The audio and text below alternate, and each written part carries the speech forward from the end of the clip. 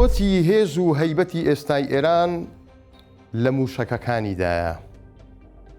ئەگەر تێبینی بکەن لە جەنگی ئێستا، ئێران نەفڕۆکە جەنگیەکانی وەکو پێویست ڕۆڵ دەبینن، نەهێزا جیاوازە سەربازیەکانیشی جوڵەیان پێ ئەکرێت. ئەوەی هەیەی لەو جەنگەدا بە پلەی یەکەم موشەکەکانیەتی بە هەموو جۆرەکانیەوە، لە دوای ئەویش درۆنەکان بە پلەی دووەم کاریگەریان دروست کردووە. چێ ئەو کەسەی ئەو هەیبەتەی بە وڵاتی ئێران دروست کردووە و بە باوکی موشەچی بالستی ئێران ناسراوە؟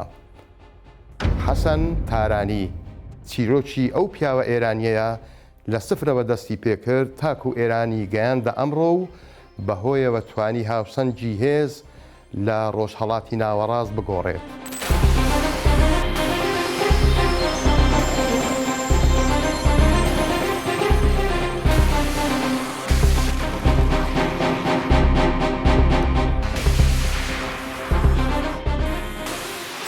سەرەتاکانی چیرۆکی ئەو پیاوە بۆ جەنگی 8 ساڵەی عێراق ئێران دەگەڕێتەوە. لەو سەردەمەدا عێراق توانادار بوو بە موشەکی جۆراوجۆر و تاڕادەیەکی زۆریش هێز و توانای لە ئێران بڕی بوو.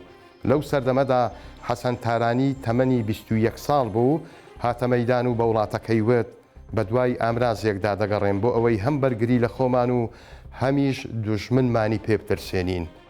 تارانی لەدایک بووی ساڵی 1959 بوو.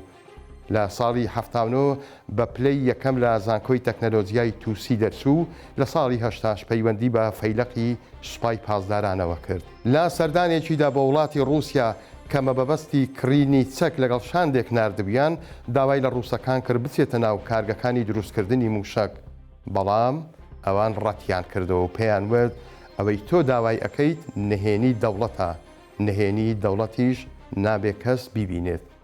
ئەو ڕەتکردنەوەیە تارانی بێئومێد نەکرد، هێندەی پێنەچوو سەردانی وڵاتانی کۆریای باکوور و لیبیای کرد. توانی لەو دوو وڵاتە زانیاری لەسەر تەکنەلۆجیای دروستکردنی موشک کۆ بکاتەوە و چەندین نمونەی موشەکی دروستکراویش ببینێت.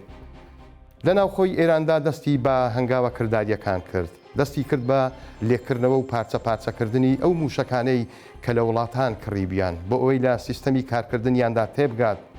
دوای ساڵانێک لە توێژینەوە و تاقیکردنەوە توانی یەکەمین بەرهەمی موشەکی گەورە بە ناوی شەهاب دروست بکات کە ئەمە بووە دەستپێکی ڕاستەقینەی بەرنامەی موشەکی کۆماری ئیسلامی ئێران.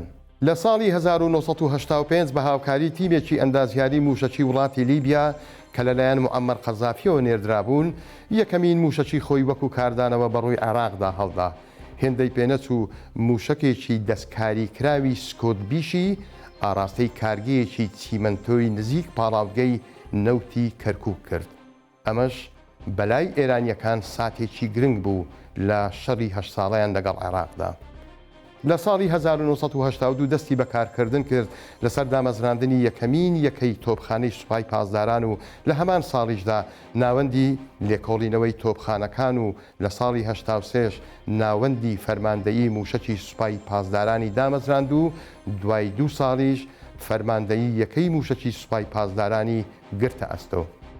موشەکی شەهاب یەکی لەسەر بنەمای سکۆتبی و موشەکی شەهاب دوو لەسەر بنەمای موشەکی زلزال، هەروەها موشەکی شەهاب سێشی لەسەر بنەمای موشەکی سکۆتسی پەرەپێدا کە موشەکێکی بالستی مەودا مامناوەندی 2000 کیلۆمەتری بوو. ساڵی 2008ش یەکەم زنجیرەی موشەکی بالستی سوتەمەنی ڕق بە ناوی سەجیلی پەرەپێدا کە مەوداکەی 2000 کیلۆمەتر بوو.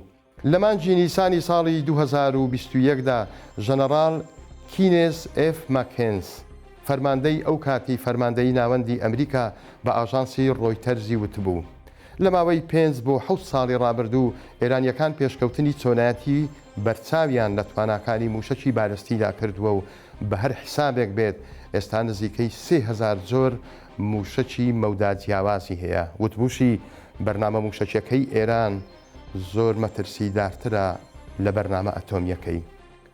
حەسەن تارانی لە ساڵی 2011 لە ژیان دانەما. هەندێک سەرچاوە ئەڵێن لە کاتی کارکردنی لەسەر پەرەپێدانی موشک بەهۆی تەقینەوەیەک گیانی لەدەستداوە. هەندێکیش دەڵێن نەخێر موسادی ئیسرائیلی کوشتوویەتی.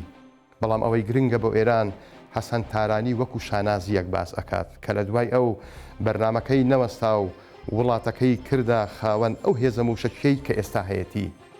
کاتێکیش ئێرانیەکان ئەسنە سەرگۆڕەکەی لەسەر یەکێک لە بەردە مەڕمەڕەکان نووسراوە، ئەمە گۆڕی پیاوێکە ویستویەتی ئیسرائیل لەناو ببات.